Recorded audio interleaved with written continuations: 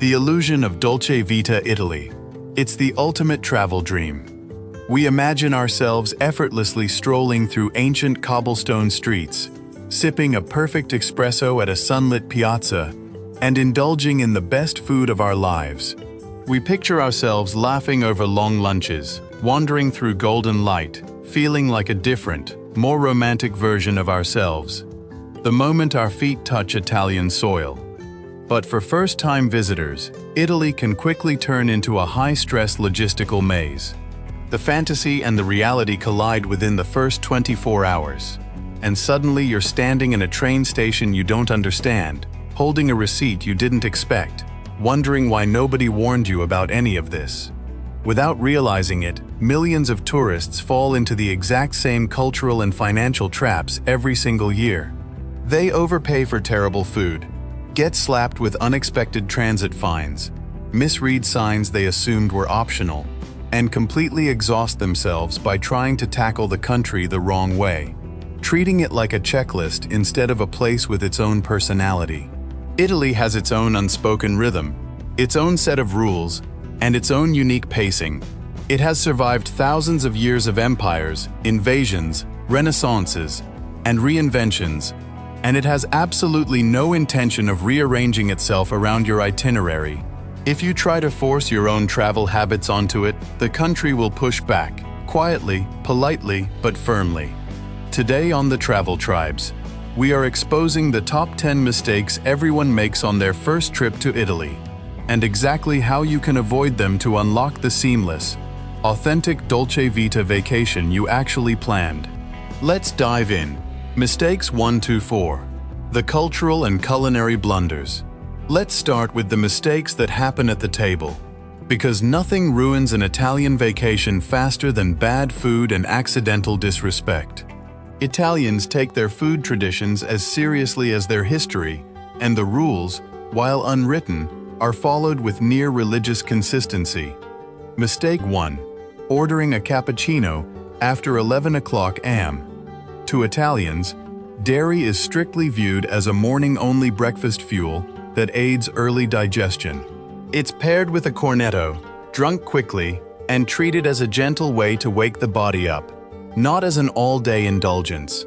Ordering a heavy, milky cappuccino after a massive plate of pasta at 2 o'clock p.m. is a massive cultural faux pas, and locals genuinely believe it will upset your stomach after a rich meal. You might get served anyway, because Italians are polite to guests, but you'll likely notice a raised eyebrow from the barista. If you need a caffeine kick later in the day, do what the locals do.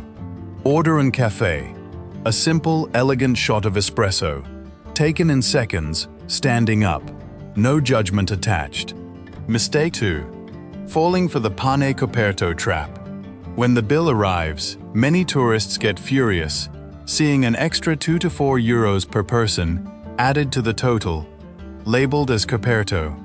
Panic sets in, phones come out, and someone inevitably assumes they've been scammed. But this isn't a scam or a waiter trying to rip you off. It's a traditional, completely legal sit-down cover charge that includes the bread on the table, the tablecloth, and the simple right to sit and be served at a proper restaurant. Because of this built-in charge, tipping isn't mandatory or culturally expected in Italy the way it is in North America. Servers earn a livable wage without depending on gratuity, so a simple roundup to the nearest 5 euros for excellent service is more than enough. Anything more is a lovely gesture, not an obligation. Mistake 3. Eating in the splash zone. If a restaurant has a view of the Pantheon or the Duomo, and the menu features giant pictures of food translated into 5 languages, do not sit down. This is the tourist splash zone, a carefully engineered trap designed to catch exhausted, hungry travelers who just want to sit near something beautiful. You are paying a premium for the real estate, not the food, and the pasta will almost always be reheated, overpriced, and forgettable. Walk just 3 blocks away into a residential side alley to find a genuine, family-run trattoria where the menu is only in Italian, changes daily based on what's fresh at the market, and where the nonna in the kitchen has probably been perfecting the same 3 recipes for 40 years. Mistake 4. The sit-down espresso tax. If you just want a quick coffee, never sit at a table, in a piazza, no matter how tempting that view of the fountain looks. In Italy, if you sit down, you pay service prices, meaning a €2 espresso can instantly become an €8 espresso, simply because a waiter now has to walk over, take your order, and bring it to your table. Instead, walk up to the bar counter like every local does. Order, drink your coffee standing up alongside office workers and grandmothers alike. Pay at the register, and go.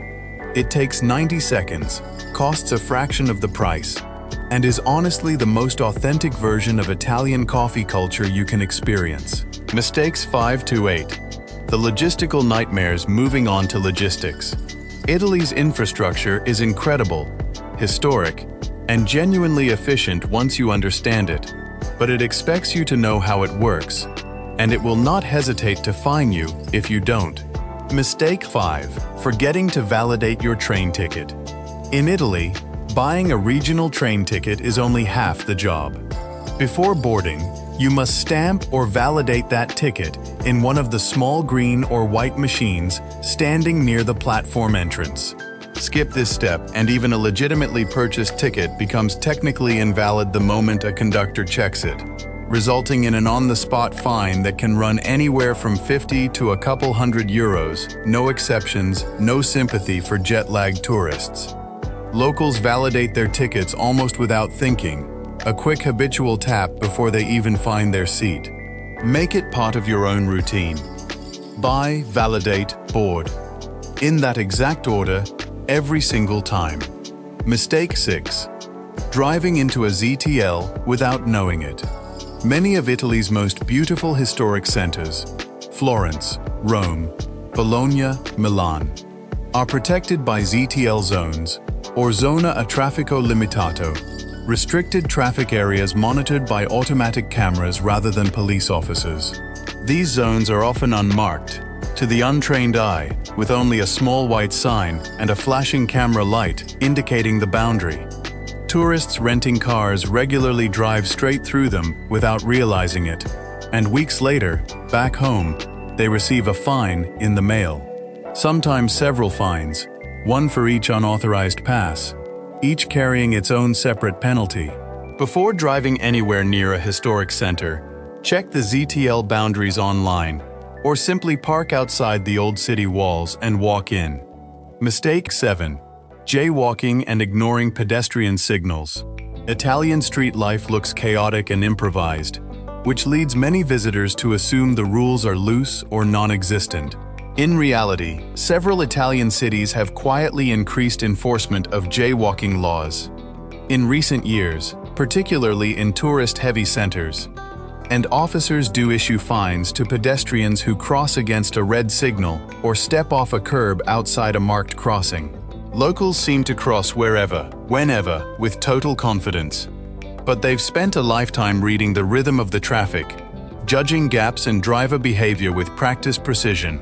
As a visitor, that instinct doesn't exist yet, so it's safer and legally wiser to use marked crosswalks and wait for the signal, even when it feels like everyone around you is breaking the rule. Mistake #8. Underestimating the dress codes. Italy is home to some of the most sacred architecture on earth, and that architecture comes with expectations. If you show up to St. Mark's Basilica or the Vatican in shorts, a tank top, or short skirts, security will turn you away without hesitation. Even if you waited hours in line, even if you flew across the world specifically to see that one ceiling. There is no negotiating, no exception for tired feet or hot weather. The rule is enforced with total consistency, regardless of nationality or persistence. Always pack a light scarf or linen layers in your day pack to cover your shoulders and knees before entering any church, so a single wardrobe mistake doesn't cost you the one thing you traveled thousands of miles to see. Mistakes 9 and 10, the mindset shift. The final 2 mistakes are all about perspective. These aren't logistical errors you can fix with a scarf or a train ticket. They're deeper habits of thinking that quietly sabotage the entire trip. Mistake 9. Treating riposo like an inconvenience.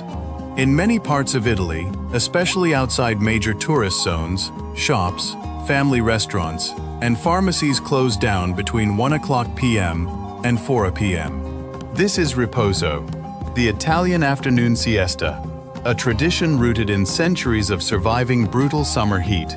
By pausing the day rather than pushing through it. Don't get frustrated that you can't go shopping at 2:30 p.m. And don't waste your energy rattling locked doors in confusion. Adapt to the local lifestyle instead.